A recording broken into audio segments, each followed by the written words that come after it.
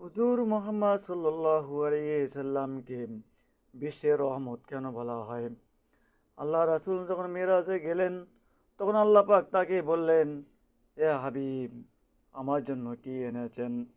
তখন রাসূল পাক সাল্লাল্লাহু আলাইহি সাল্লাম বললেন, আত্তাহিয়াতু লিল্লাহি ওয়াস সালাওয়াতু ওয়াত তাইয়্যিবাত।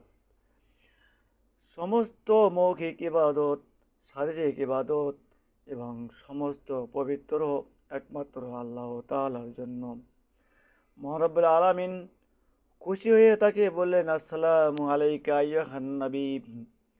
হে নবী, আপনার প্রতি সালাম বর্ষিত হোক, রহমত বর্ষিত হোক, ওয়া বারাকাতুহু, এবং বরকত নাজিল হোক।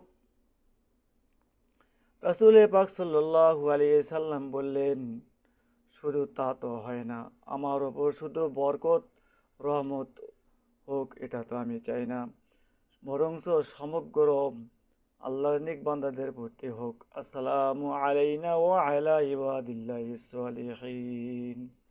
আমাদের সকল অর্থাৎ আল্লাহর সকল নেক বান্দাদের প্রতি সালাম ও বরকত বর্ষিত হোক, এ কথা বললেন। অতঃপর বললেন যে আমি আরো সাক্ষ্য দিচ্ছি, অর্থাৎ আশহাদু আল্লা ইলাহা ইল্লাল্লাহু ওয়া আশহাদু আন্না মুহাম্মাদান আবদুহু ওয়া রাসূলুহু, যে আল্লাহ ছাড়া কোনো মাবুদ নাই এবং মুহাম্মদ সাল্লাল্লাহু আলাইহি সাল্লাম আল্লাহর রাসূল। তাহলে তিনি একাই বরকত রহমত নিতে চাননি, সমগ্র নেক বান্দাদের জন্য তিনি চেয়ে নিয়েছেন। এতেই বোঝা যায় যে তিনি রহমাতুল লিল আলামিন। আশা করি বুঝতে পেরেছেন।